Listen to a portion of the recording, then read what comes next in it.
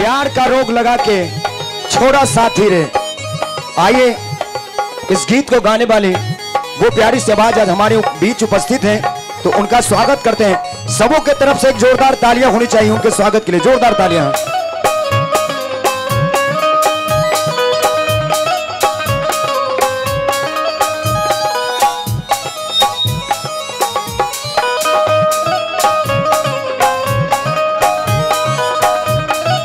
क्या बात है, जोरदार तालियां होनी चाहिए अमृता दीक्षित जी के लिए, जोरदार तालियां। वाह,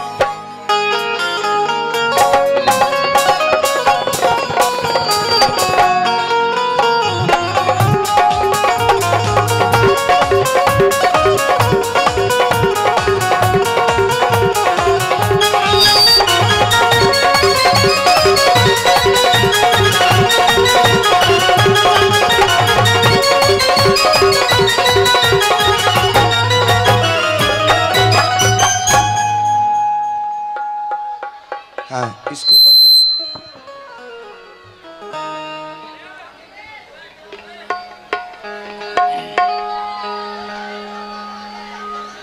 चलिए स्वागत है अमृता दीक्षित जी का, जो कि भोजपुरी एल्बम से लेकर भोजपुरी फिल्मों में कई सारे गाने इन्होंने गाए हैं और बहुत सारे गाने इनके वायरल हैं और आप YouTube के माध्यम से सुनते होंगे।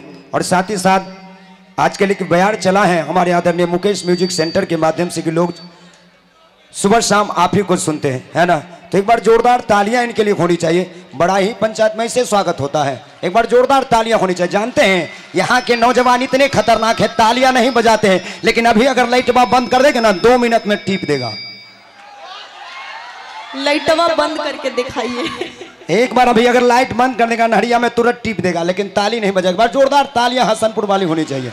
अब धीरे धीरे जग रहा है। देखिए ये लोग डर गए कि कहीं लाइटवा सही में बंद नहीं करवा दीजिए आप, फिर हम दिखना बंद हो जाएंगे ना आप लोगों को। ना क्या जी, कैसे हैं आप लोग? ठीक है, सुंदर। आप अपने आप को कह रहे हैं कि हमको अपने आप को कितने अच्छे हैं आप। एक बार हाथ उठा के बताइए किधर किधर से लोग हैं। सारे लोगों के हाथ ऊपर होने चाहिए। आप लोग नहीं है जी आदमी, आप लोग जानवर हैं, तो आप लोग भी बता सकते हैं।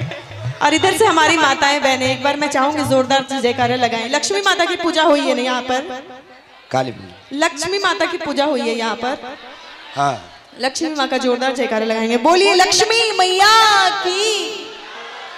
अब जो लक्ष्मी मैया का जयकारा नहीं लगाएगा वो किसका लगाएगा जी? काली मैया का तो हम साक्षात खड़े हैं यहाँ पे। ठीक है, फिर से बोलिएगा। बोलिए लक्ष्मी मैया की। आपको पता है आप लोगों को मैं मिथिलांचल की धरती है, यहाँ पर मिथिला भाषा बोली जाती है, मैथिली बोली जाती है ना।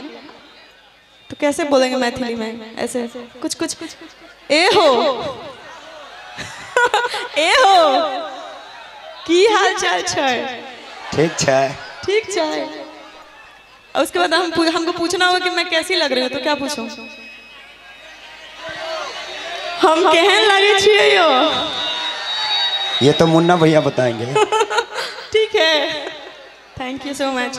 और ये अच्छा ये बताइए, भजन से शुरुआत करूं कि क्या गा के सुनाऊं आप लोग को? आज आप लोग से पूछ रही हूँ। अभी 3 दिन से हम यही 100 किलोमीटर में आगे पीछे घूम रहे हैं 3 दिन से, तो अभी सब जगह का टेस्ट समझने की कोशिश कर रहे हैं कि क्या यहाँ पर कितने लोग हैं जो भजन सुनना चाहते हैं। हाथ उठा के बताएंगे।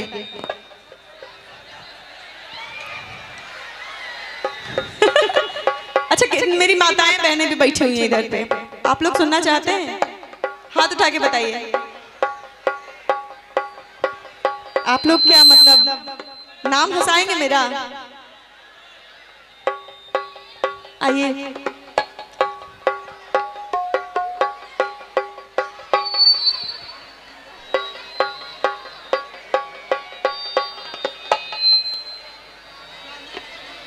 हाँ,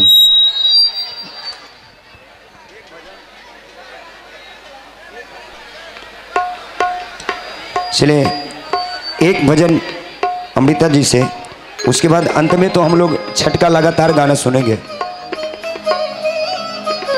अच्छा बिल्कुल सैड सॉन्ग इनका बहुत चला है। तो चलिए बस एक भजन के बाद सिर्फ उसी ओर हम चलेंगे जिस चीज को आप सुनना चाहते हैं, जिस गाने को आप सुनना पसंद करते हैं, वही गीत आपके बीच प्रस्तुत किए जाएंगे। फिलहाल एक प्यारा सा भजन। और मैंने कल ये गीत गाया था।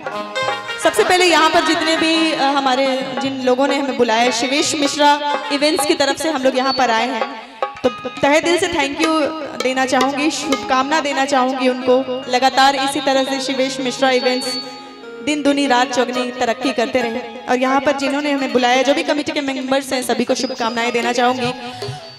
उसके बाद जितने भी यूट्यूबर्स भैया लोग खड़े हैं, सबको मैं नहीं जानती हूँ, इधर पे एक ही नाम मैं जानती हूँ, यहाँ पे मुकेश म्यूजिक सेंटर ऑब्वियसली, तो मुकेश भैया को प्रणाम है। बाकी जितने भी हमारे भैया लोग हैं, शायद मैं धीरे धीरे सबको जान जाऊँ, लेकिन अभी फिलहाल बहुत लोगों को नहीं जानती हूँ, तो सभी को प्रणाम है। और सबकी मदद से ही हम लोग कुछ भी कर पाते हैं, तो सभी को तहे दिल से थैंक यू सो मच। और ये कुछ मिथिलांचल की धरती पे हो तो अच्छे अच्छे लोकगीत सुनाना चाहूँगी, जब मेरी माताएं बहनें भी सामने बैठी हैं।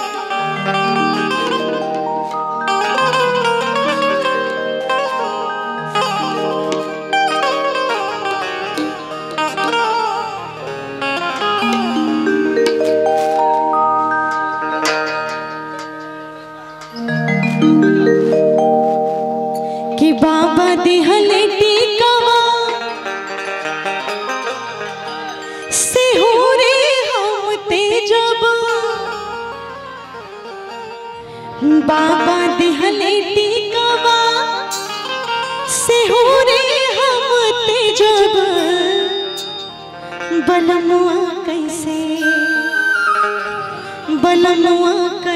तेजब रे छोटी नदी।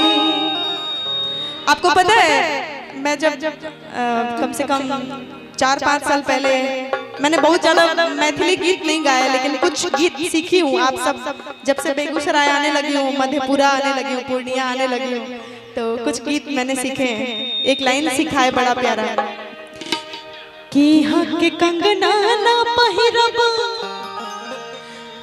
यहाँ के कंगना ना पहिरब, दरभंगा से मंगा दिया। यहाँ के कंगना ना पहिरब, दरभंगा से मंगा दिया। ए सैया तो रुपया पड़ै छी, कंगना गढ़ा दिया। यहाँ के पायल ना पहिरब, मधेपुरा से मंगा दियो। यहाँ के पायल ना पहिरब, मधेपुरा से मंगा दियो।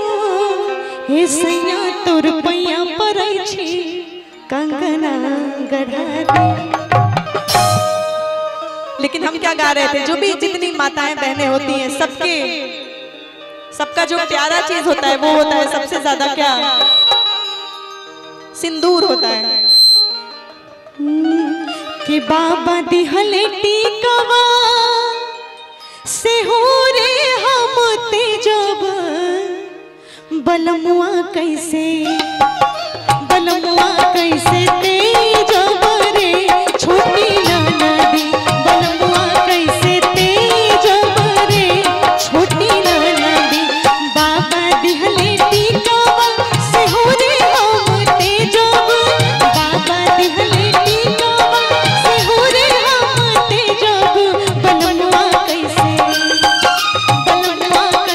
तेजब रे छोटी नदी, बलमुआ कैसे तेजब